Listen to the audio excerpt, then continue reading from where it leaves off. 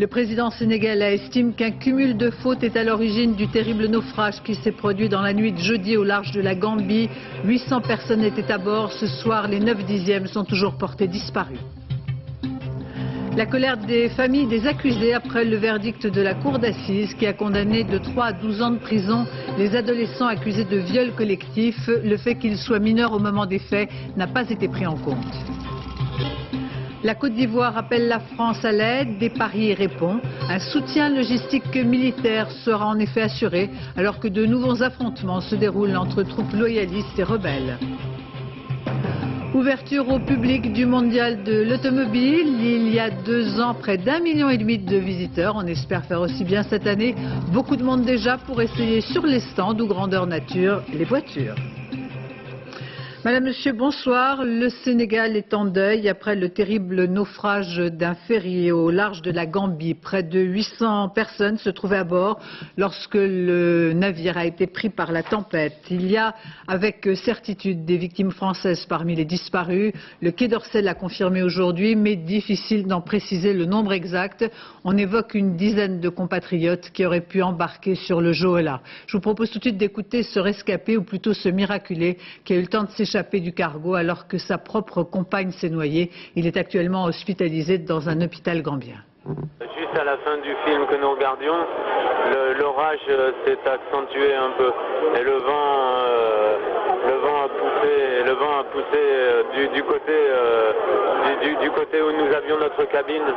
On voyait vraiment le vent très fort et le bateau a basculé. Le bateau s'est levé et a basculé pratiquement en 2 minutes. On a juste eu le temps de sortir par la fenêtre et de sauter. Et le bateau était retourné. Et le ministère des Affaires étrangères communique ce numéro d'appel si vous souhaitez obtenir des informations. Il s'agit du 01 45 50 34 60. 2 jours après la catastrophe, les secours ont peu d'espoir désormais de retrouver des survivants, même si les recherches se poursuivent. Pour l'instant, on ne compte qu'une 60aine de rescapés. Autant dire que le nombre de disparus est considérable. Il y aurait, je vous le disais, quelques Français parmi les victimes. C'est le président Wade qui lui-même a dressé le dernier bilan, toujours provisoire. Vincent Nguyen, Arnaud Auguste. Émotion et inquiétude devant l'un des 2 hôpitaux de Dakar qui accueille les rescapés du naufrage. La liste affichée dehors est bien courte. Sur 796 passagers, une 60aine seulement aurait survécu. Cet homme cherche son frère. La seule information que j'avais, c'est cette liste-là. Oui, la liste que j'ai vue à l'hôpital principal, et celle qui était à la porte, et celle-ci aussi, elle n'y est pas. Le frère de celui-ci aussi était dans le bateau avec sa petite amie française.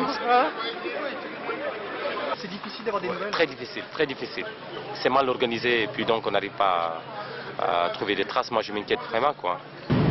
Ce sont des bateaux de pêche qui les premiers ont secouru les survivants éparpillés autour de la coque. Le Jola, c'est le nom du navire, s'est littéralement retourné au large de la Gambie. Il était parti de Ziguinchor en Casamance pour rejoindre Dakar, c'est sa liaison habituelle. La plupart des passagers sont originaires du Sénégal et de Guinée-Bissau, mais on dénombre aussi une vingtaine d'Européens, dont des Suisses et des Français. À l'hôpital, les témoignages de rescapés sont terrifiants. C'était tellement rapide. En moins de 5 minutes, le bateau s'est chaviré. Donc, tout ce C'était la panique.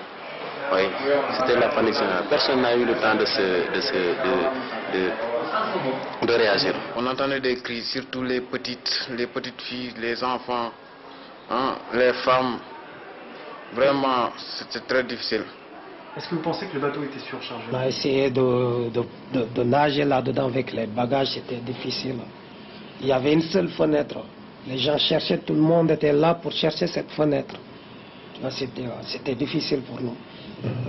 Le président sénégalais a décrété 3 jours de deuil national. Il a promis aussi de faire la lumière sur ce drame, évoquant déjà un cumul de fautes.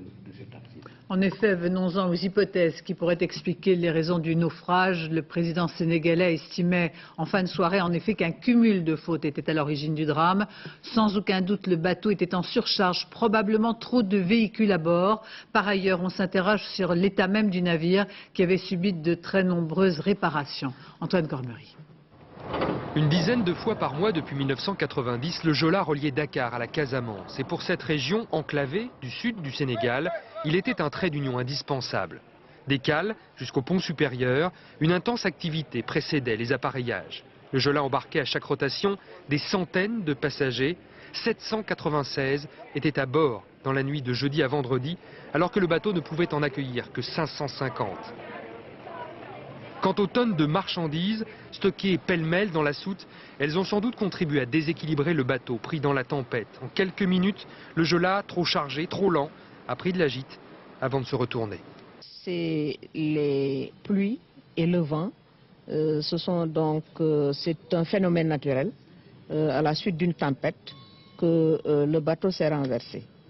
Donc pour le moment, l'état du bateau n'est pas du tout mis en cause. Mais au Sénégal, on parle déjà de coupable négligence. Le Jola, exploité par l'armée, sortait tout juste d'un an de rénovation dans des chantiers navals. En France, le verdict de la Cour d'assises des mineurs du Val d'Oise provoque de nombreuses réactions, à commencer par la colère des familles des accusés. 5 à 12 ans pour les violeurs, un seul acquittement, des peines supérieures aux réquisitions de l'avocat général. Et fait notable, l'adolescence des prévenus au moment des faits n'a pas joué. Gilles Marinet, Bernie Merriot. À l'énoncé du verdict, il a fallu évacuer cette femme, la mère de l'un des accusés. Comme les autres parents, elle conteste la culpabilité des jeunes gens et s'en prend à la victime. Dans l'histoire, c'est la fille qui devrait être derrière les barreaux, vous comprenez? Elle mérite une peine, elle. Mon fils, il va se suicider en prison, je le sais. Contrairement à l'espoir des familles, les jurés et la Cour n'ont pas tenu compte du fait que les accusés étaient adolescents en 1998 lors des viols. Leurs avocats parlent de justice pour l'exemple. La justice n'a pas été rendue dans cette salle d'audience, c'est clair. Pourquoi? Absolument pas. Pourquoi? Absolument pas. Pourquoi? Parce qu'il n'a été tenu compte absolument d'aucun des éléments du dossier. Il n'a été tenu compte absolument pas des débats. La décision est une décision qui est destinée à l'opinion publique. Procès exemplaire, l'avocat de la victime ne le conteste pas. Au contraire, pour lui, la justice rendue à la jeune fille a valeur de message. On doit prendre ce verdict comme un signe fort vis-à-vis des cités, vis-à-vis des zones de non-droit, vis-à-vis de ces endroits du pays où c'est la loi de la nuit et non pas la loi du jour. Et il faut que la loi républicaine passe. Et cette loi républicaine, c'est d'abord, ici et maintenant, le respect des gens. Alors que les 18 condamnés quittent le palais de justice en direction de la prison, leurs avocats annoncent qu'ils iront en appel. Pour la jeune victime, c'est l'épreuve d'un nouveau procès qui s'annonce.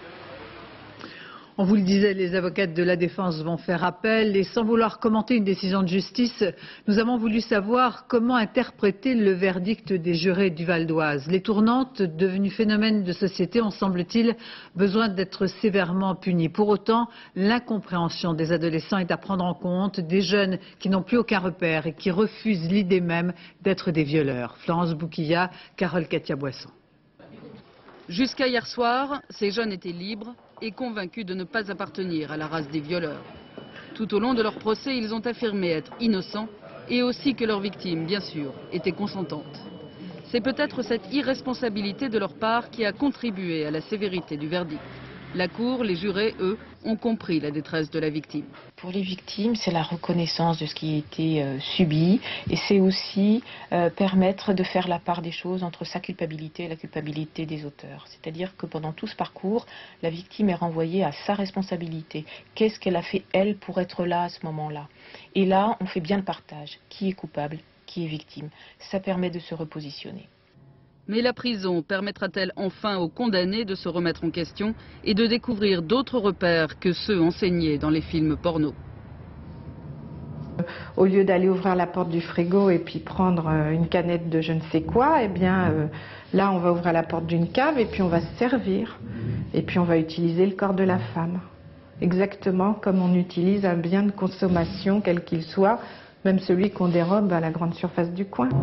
Lors de son réquisitoire, l'avocat général avait demandé que la Cour adresse un signal fort envers les jeunes des cités. Afin que les tournantes ne deviennent pas un banal phénomène de société, le verdict de Pontoise s'est voulu exemplaire. Un mot de justice encore. On apprend à l'instant que le 3e évadé de la prison de Pleumeur a été arrêté aujourd'hui à Saint-Nazaire. Après la découverte à bord d'un appareil de la Royal Air Maroc d'explosifs, les enquêteurs privilégient aujourd'hui la piste d'un attentat manqué. L'appareil venait de Marrakech, avait fait escale à Marseille avant de regagner la ville de Metz. Depuis, de nombreuses investigations ont permis d'identifier une partie des passagers. Du côté marocain, on se veut rassurant, mais on n'arrive toujours pas à expliquer comment les explosifs sont montés à bord. Sur place, Bernard Lebrun, Nadine Picard. La Koutoubia, un minaret, le symbole de la capitale du tourisme marocain. Les 2 millions de visiteurs qui chaque année traversent la place Jamel El Afna et vident leurs poches de leurs devises dans les échoppes constituent la deuxième ressource économique du pays. Deuxième du pays également, après Casablanca, l'aéroport de Marrakech accueille 1 600 000 passagers par an. Soit en avril, sommet de la saison, une centaine de rotations d'avions journalières. À l'exception du pavillon royal, le roi Mohamed VI bénéficie chaque semaine des mêmes installations et équipements de sécurité que les touristes. Contrôle des bagages en soute, selon les standards internationaux, demeurés aux normes post-11 septembre. Chien renifleur pour les bagages comme pour la cabine, capable de détecter la présence d'explosifs ou de drogue. C'est entre les sièges d'un avion de ce type qu'un paquet de 100 grammes de pentrite a été découvert à Metz. Ce n'est pas un explosif, c'est une composante qui peut être utilisée pour de l'explosif. Il faut d'abord d'autres matières et un détonateur. Donc peut-être qu'il a été laissé là-bas sur place entre les sièges et il n'a pas été vu. Sans doute emballé dans du papier aluminium pour déjouer les détecteurs et autres scanners, la pentrite est normalement détectable dans les tunnels radiographiques. Reste l'hypothèse d'un dépôt à bord d'un paquet par un agent des pistes, ce que l'on exclut sur un aéroport particulièrement militarisé en raison du roi. En tous les cas, depuis cet incident, nombre d'avions continuent d'affluer chaque jour à Marrakech, amenant son lot de touristes. Aucune mesure de sécurité supplémentaire n'a été prise, elles ne sont pas jugées nécessaires. La ville de Neuilly rend hommage à ses pompiers. Ils étaient 5 à trouver la mort lors d'une intervention en apparence banale dans un immeuble. Aujourd'hui, une cérémonie s'est déroulée sur la place de l'hôtel de ville en présence de l'ancien maire de Neuilly, Nicolas Sarkozy, et de 150 pompiers de la 5e compagnie. Une messe a été ensuite célébrée en l'église Saint-Pierre. Nouvelle manifestation des motards pour un week-end d'opération un peu partout en France. Comme souvent, ils demandent de meilleures infrastructures. Celles qui sont en place aujourd'hui sont inadaptées, voire dangereuses. 300 motards dans les rues de Strasbourg. Reportage Christophe Nédart et Jean-Pierre Pasteur. Les motards sont en colère et ils le font savoir bruyamment. Cet après-midi, ils étaient 300 à arpenter les rues de Strasbourg et de ses environs. Les manifestants qui réclament plus de sécurité pour les deux roues. Les pouvoirs publics savent compter les morts, savent mettre le doigt sur la vitesse des motos, mais n'arrivent pas à comprendre encore que les motards, lorsqu'ils se tuent, roulent parfois lentement. En cause, les glissières de sécurité, très dangereuses pour un motard en cas de chute, ou ces nombreux aménagements urbains dans les petites communes. Exemple, ces poteaux en bois situés aux abords d'un rond-point. Voilà ce genre d'aménagement qui est dangereux pour les motards, tout simplement parce qu'au point de choc, à 30 km/h, on est décapité au niveau du cou, et à 50 km/h, on est décapité au niveau du bassin. Et ces vitesses-là, ce sont également des vitesses de scooters, de cyclomotoristes ou de gens qui roulent en bicyclette. Aujourd'hui, les motards réclament une véritable politique de prévention en matière de sécurité routière, car ils savent que chaque année, ils comptent de nombreuses victimes de la route dans leur rang. En 2001, sur 7700 tués, 1000 circulaient à moto. Même mobilisation et même motif, les motards des environs de Rennes ont pris le centre de la ville pour dire leur colère. Minute de silence en mémoire de ceux morts sur la route. Ils refusent d'être les boucs émissaires de la sécurité routière et réclament une véritable politique de prévention et de formation.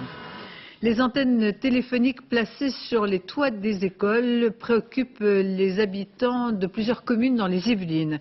Sans études scientifiques définitives, on ignore en réalité s'il y a véritablement nuisance. Les avis sont partagés.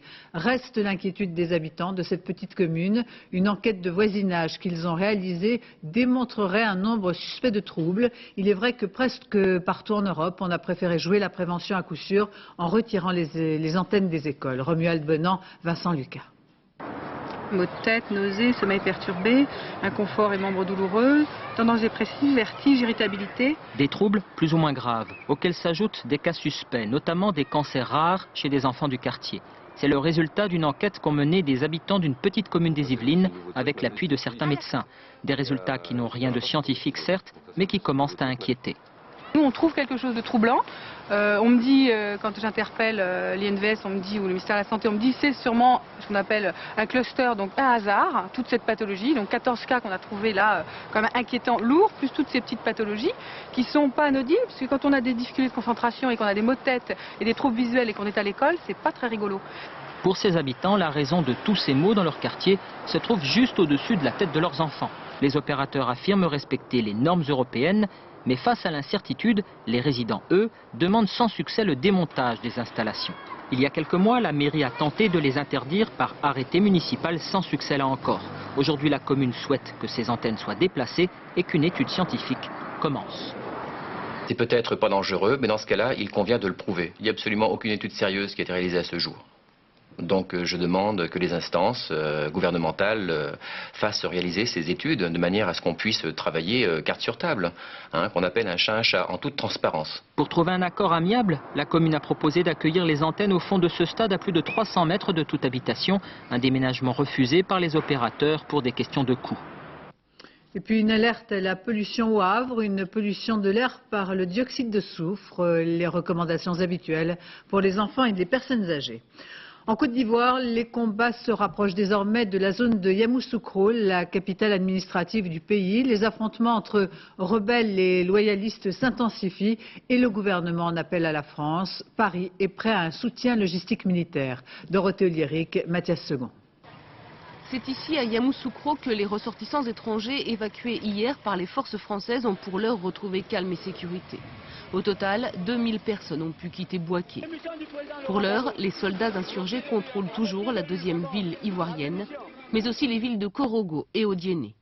Aujourd'hui, de nouveaux affrontements à l'artillerie ont eu lieu à Tiébissou, à 60 km au sud de Bouaké, faisant une dizaine de blessés du côté des insurgés. Face à l'avancée des troupes rebelles, le Premier ministre ivoirien a demandé aujourd'hui un soutien à la France au nom des accords de défense qui existent entre les deux pays. Nous ne souhaitons pas l'engagement de troupes, qu'elles soient françaises ou africaines. Nous pensons que nous avons une armée qui a les ressources humaines pour engager la lutte. Ce qu'il nous faut évidemment, c'est l'appui technique, l'appui logistique. C'est à ce niveau que nous avons besoin donc de l'aide de nos partenaires. 900 soldats français se trouvent actuellement en Côte d'Ivoire. Depuis le début des troubles, leur mission consiste uniquement à protéger et évacuer les ressortissants français et étrangers. Cet après-midi, le ministre français de la Défense a confirmé le soutien logistique de la France, pas d'ingérence. Il s'agit actuellement en Côte d'Ivoire d'un conflit interne à la Côte d'Ivoire, ivoirien si je puis dire, et bien entendu, il n'est pas question que la France s'immisce dans ces affaires. Ce soir, les mutins poursuivent leur descente vers le sud du pays. Ils demandent toujours, armes au poing, le départ du président ivoirien. En Afghanistan, une violente explosion a été entendue il y a peu de temps à Kaboul, dans le quartier des ambassades. D'après quelques témoignages, elle se situerait à 1 kilomètre de l'ambassade américaine. Ce samedi marque le 2e anniversaire de l'Intifada au Proche-Orient, une commémoration marquée par de nombreuses manifestations dans les territoires, mais aussi à Rome ou à Marseille. Martine Laroche-Hubert. Le geste symbole de l'Intifada, un lancer de pierre contre un blindé israélien. Des milliers de Palestiniens sont descendus aujourd'hui dans les rues de Gaza pour ce 2e anniversaire de l'Intifada. Un mot d'ordre, soutenir Yasser Arafat, toujours bloqué dans son QG de Ramallah. Même consigne à Bethléem, où des écoliers ont lâché des ballons contenant des lettres de soutien à Arafat, emportés vers lui par le vent. Pendant ce temps, au nord d'Israël, des milliers d'Arabes israéliens manifestent eux aussi leur solidarité avec les Palestiniens. Un anniversaire commémoré dans de nombreux pays arabes, comme ici à Bagdad, en Irak. Au même moment en Europe, des manifestations s'organisent. À Rome, ils donnent leur appui aux Palestiniens au cri de Bush, Sharon, assassin. Enfin à Marseille, le port d'arrivée des primeurs israéliens cultivés sur les terres palestiniennes, un message est lancé par Arafat lui-même. Un message pour un État palestinien indépendant. Ils étaient plusieurs milliers à l'écouter et à défiler en scandant des slogans. Un anniversaire pour une intifada qui n'est pas prête de s'achever. Manifestation monstre en Grande-Bretagne contre l'éventualité d'une guerre en Irak. Les positions de Tony Blair, si proches de George Bush, inquiètent au point que cet après-midi s'est déroulée sans doute la plus grande marche contre la guerre que le pays ait connue. Dans le cortège, des manifestants venus de tous les coins du pays. Laurent Boussier. Bien au-delà des espérances des organisateurs, ils étaient donc plusieurs centaines de milliers à défiler cet après-midi dans les rues de Londres. Un rassemblement hétéroclite et coloré à l'appel de mouvements pacifistes, de syndicats et d'associations musulmanes réunis sur deux grands mots d'ordre, pas d'attaque contre l'Irak et liberté pour la Palestine. Cible privilégiée des manifestants, Tony Blair accusé de suivre aveuglément George Bush dans sa volonté de faire la guerre. Assez, c'est assez. La guerre n'est pas une solution au problème, surtout quand on sait que tout ça est lié au pétrole. Tony Blair, arrêtez la guerre et ne vous alliez pas aux bouchers américains. Beaucoup de Britanniques de confession musulmane, mais aussi des artistes, des intellectuels, des défenseurs des droits de l'homme et de manière plus surprenante, des députés dissidents du Parti travailliste, opposés eux aussi à la ligne dure de leur leader. Tony Blair, vous n'avez pas notre soutien dans votre relation avec George Bush. Vous devez réfléchir à deux fois car le parti, les syndicats, le public sont contre vous et aucun gouvernement en Europe ne supporte ce que vous faites. Rompez avec Bush et commencez à penser à la paix et la justice. Avant cette manifestation, Tony Blair subissait déjà le feu croisé des opposants à une guerre contre l'Irak dans son parti et à l'intérieur même de son gouvernement. Aujourd'hui, c'est donc la rue qui lui rappelle que de plus en plus de Britanniques sont opposés à cette guerre, avec ou sans mandat de l'ONU. On parlait beaucoup ces jours-ci de l'organisation du retour des Afghans dans leur pays. L'accord est désormais signé. Le ministre de l'Intérieur, le Haut Commissariat pour les réfugiés et l'Afghanistan se sont mis d'accord. Il y aura une prime pour chaque Afghan volontaire, une prime de 2 000 €. Nouvelle manifestation des sans-papiers. Cet après-midi, ils se sont rassemblés à Paris et ont défilé de la place Clichy à la République. Plusieurs centaines de sans-papiers, dont la plupart étaient d'origine kabyle ou chinoise. La politique française avec d'abord ce sondage qui juge favorablement l'intervention de Jean-Pierre Raffarin sur France 2 jeudi dernier dans 100 minutes pour convaincre. 73% de téléspectateurs ont considéré que son intervention était bonne, 66% le trouvent rassurant et 65% convaincant. Seul point noir pour le Premier ministre, sous la barre donc des 50%, les questions de l'emploi, de l'immigration et des retraites. Sondage IFOP apparaît demain dans le journal du dimanche.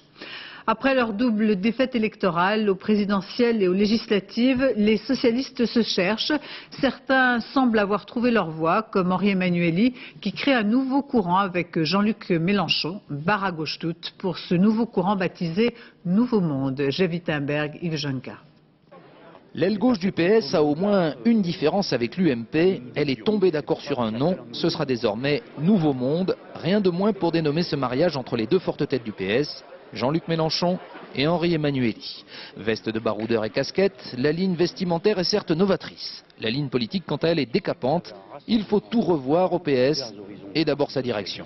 Ce n'est pas la propriété privée de 3-4 dirigeants de circonstance qui sont là comme des héritiers. Ils sont là, ils gèrent les suites du désastre, ils n'ont pas d'idée, ils ne savent pas où ils vont. François Hollande et les dirigeants actuels du parti apprécieront, d'autant que sur le fond, la critique n'est pas plus tendre, dirigée cette fois contre ceux qui, comme Laurent Fabius ou Dominique Strauss-Kahn, préconisent une politique de gauche moderne, un peu à l'image de celle de Tony Blair. Si vous pensez que pour gagner en France, il faut faire comme M. Tony Blair, c'est-à-dire aller signer des textes avec M. Berlusconi et Aznar sur la flexibilité et la privatisation, eh bien, je souhaite à ceux qui le pensent bon courage pour ramener la gauche au pouvoir parce qu'ils ne la reverront pas de sitôt.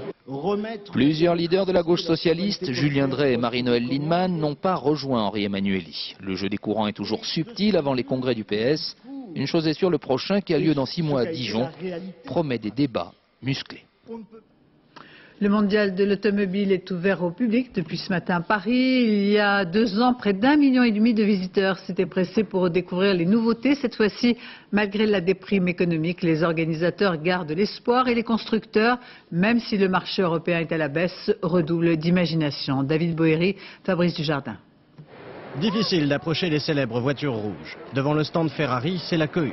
Les visiteurs entrent au compte-gouttes. Ils ont ensuite quelques minutes pour rêver devant des voitures à près de 700 000 €. Pour moi, c'est un rêve qui se réalise de pouvoir les voir de près, de les toucher. C'est un rêve de gosse. On a le privilège d'être là, c'est magnifique, on est super contents, surtout pour lui. C'est bien ça. On a pu toucher la Formule 1 de Michael Schumacher. Et ce matin, dès l'ouverture, c'était la course. But du jeu, monter dans le maximum de véhicules. C'est la première voiture, hein. Il est 10h05, ça suffit. Hein. Voilà. On a vu la première, c'est parfait. Certains n'ont pas encore leur permis, mais participent déjà un peu au choix d'une nouvelle voiture. On fait un peu tous les stands selon ce qu'a envie de faire mon fils. Voir, toucher, comparer, les nouveaux modèles sont examinés sous toutes les coutures.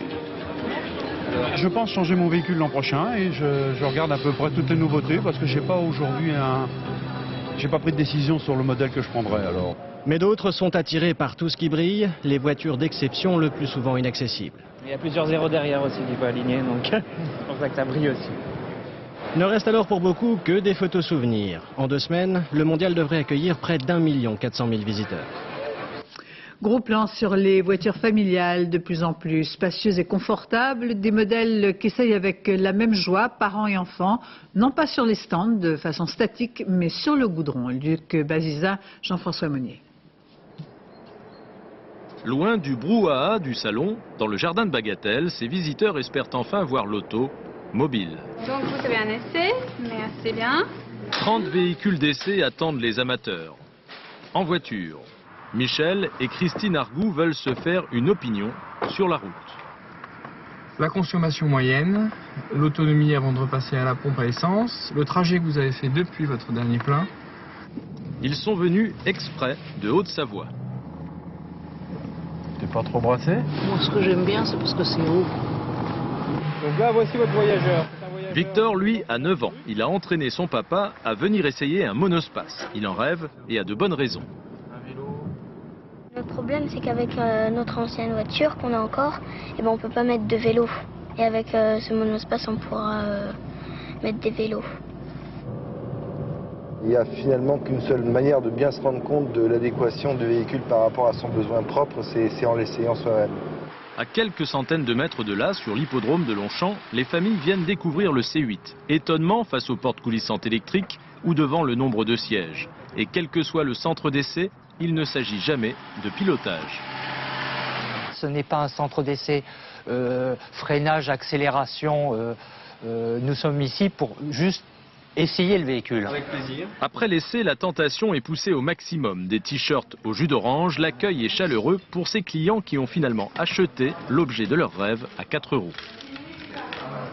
Comme chaque année au début de l'automne, le nettoyage des plages, des forêts et des rives un peu partout en France. Les enfants sont souvent les plus assidus, comme ici au parc de Saint-Cloud.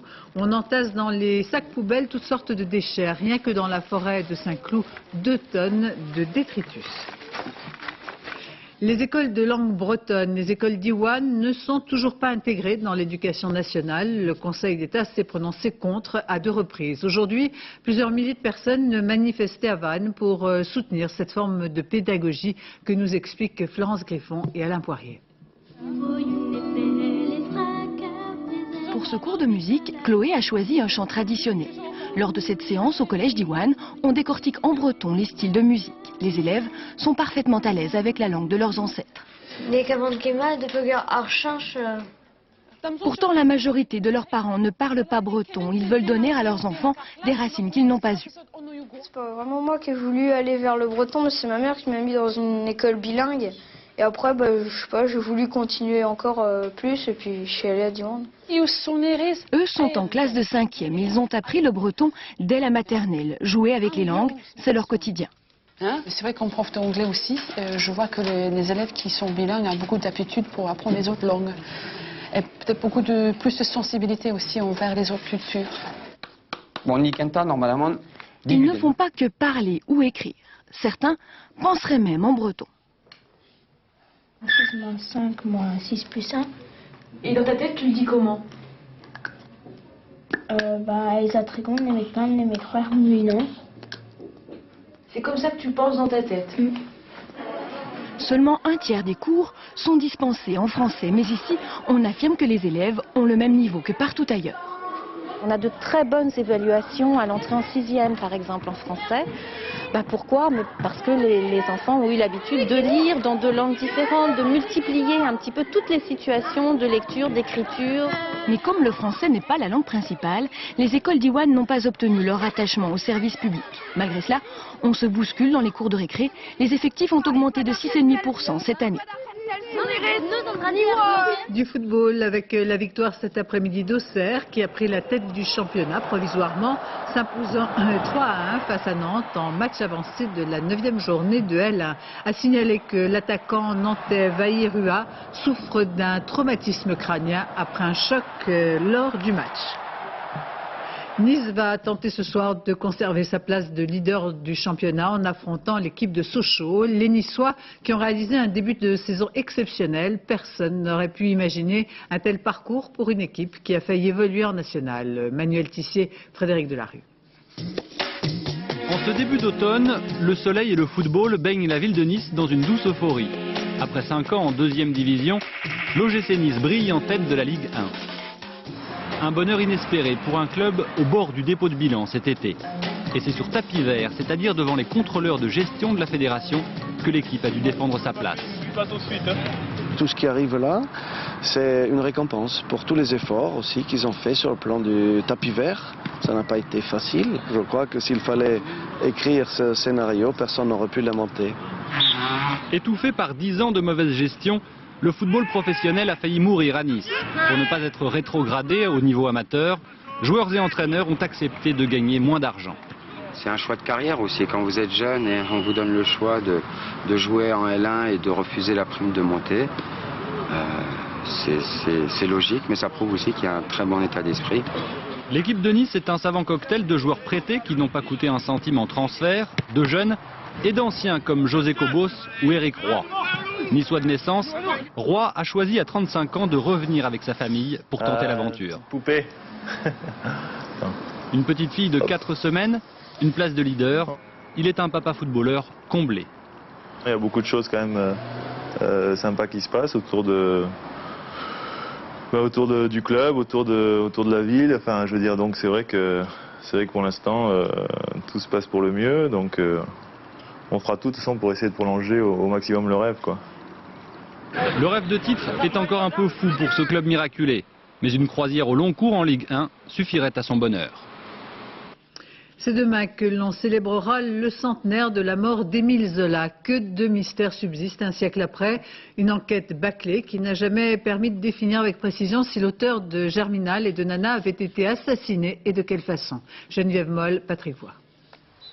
Le 28 septembre 1902, les Zola rentrent de leur maison de Médan dans les Yvelines où ils ont passé l'été. À leur domicile de la rue de Bruxelles, à Paris, le domestique a fait une flambée dans leur chambre. La cheminée fumant, il en a tiré le tablier. Le lendemain, Zola est mort, son épouse gravement intoxiquée. La police conclut à un accident. 50 ans plus tard, Jean Bedel, du journal Libération, rencontre un certain Pierre Aquin, qui dit avoir reçu des confidences d'un homme qui se prétend l'assassin de Zola. Il a bouché la cheminée par un tampon. Et le lendemain matin, il est repassé sans se faire remarquer, sans doute vers 7 ou 8 heures du matin, et il a, par en haut, en montant sur le toit, débouché la cheminée. Aujourd'hui, après avoir repris l'enquête, Jean Bedel est sûr de son fait. Il voulait tuer. C'était vraiment un mandaté, probablement d'un clan qu'on ne connaît pas, évidemment. Il n'y a pas de trace, on ne retrouvera jamais au ministère de la Guerre dont il était fournisseur. Le présumé assassin, Henri Buron-Fosse, appartenait à la Ligue antisémite. Car le drame est parti de la volonté de Zola de faire réviser le procès de Dreyfus. C'est pour cela qu'il a écrit « J'accuse ». J'accuse. Sans, peut-être, en mesurer pour lui toutes les conséquences. De s'être rendu complice, tout au moins par faiblesse d'esprit. C'est dans la logique de l'époque. Zola reçoit des milliers de lettres d'injures et de menaces. On avait déposé une bombe sous la porte cochère de son hôtel particulier en 1901. Il était effectivement menacé. Émile Zola a disparu à 62 ans sans avoir terminé son œuvre. Et l'on ne sait quel homme politique il aurait pu devenir aux côtés de son ami Jaurès. Capter la lumière et ne s'intéresser qu'aux grandes étendues maritimes, c'est tout le talent de Philippe Plisson qui, depuis un demi-siècle, fixe sur la pellicule les jeux d'écume et de tempête. Son dernier album, La mer, sort ces jours-ci et on navigue en sa compagnie pour le plaisir. Jean-Jacques Dufour, Jean-Jacques Le Garec. La mer. Ensorcelé par la mer, la vie de cet amoureux des flots n'est que roulis et photographie. Philippe Plisson a l'océan dans le sang. La mer, j'ai commencé à la photographier, tout moins les bateaux, à l'âge de 9 ans. Mais j'ai mis du temps à comprendre que je pouvais vivre de mes deux passions, qui sont la mer et la photographie. Vous avez une idée du nombre de photos que vous avez déjà faites? Dans la photothèque d'images que nous avons gardées, à peu près 250 000 images. Mais ça ne veut pas dire grand-chose. Vous savez, quand vous avez fait 2, 3, voire 4 très belles images dans l'année, il faut être content. Histoire de dominer son sujet, ces photos de flots, Plisson les réalise le plus souvent d'hélico. C'est des jours dont on parlera après quand on regarde nos images. Mais c'est souvent vu d'en haut parce que ce qui est le plus spectaculaire souvent dans mon travail, c'est le gros temps, c'est les phares dans le gros temps, c'est les bateaux dans le gros temps. Alors c'est sûr que travailler dans le gros temps en hélicoptère, c'est quelque chose de fascinant et de facile à partir du moment où on a un pilote qui a un œil. Fasciné par les éléments déchaînés, ce pêcheur d'images aime aussi capter le calme et la volupté des lumières océanes. Là, on dirait des tableaux, des photos faites au pinceau. Il y a beaucoup d'images qui se méritent. La lumière, c'est un cadeau. Quand la mer met en scène un spectacle magique, quand il n'y a pas la lumière, il manque quelque chose. Et quand d'un seul coup, vous avez le droit au petit pinceau de lumière qui vient appuyer tout ça, qui vient détourer, qui vient souligner, c'est pas vous qui en êtes le maître et c'est un cadeau que la nature vous fait. Parmi les milliers de clichés pêchés par cet écumeur des mers, celle-ci s'est vendue à plus d'1 million d'exemplaires. Un record qui ne le fait pas chavirer car il a, si j'ose dire, les pieds sur terre. Une belle image, ce n'est pas autre chose qu'un concours de circonstances. Et le seul talent du photographe, c'est d'être au rendez-vous avec la nature. C'est rien d'autre. Philippe Plisson est trop modeste car la nature, il a quand même le talent de la sublimer. Et puis aussi, et ce n'est pas rien, le don de nous faire rêver.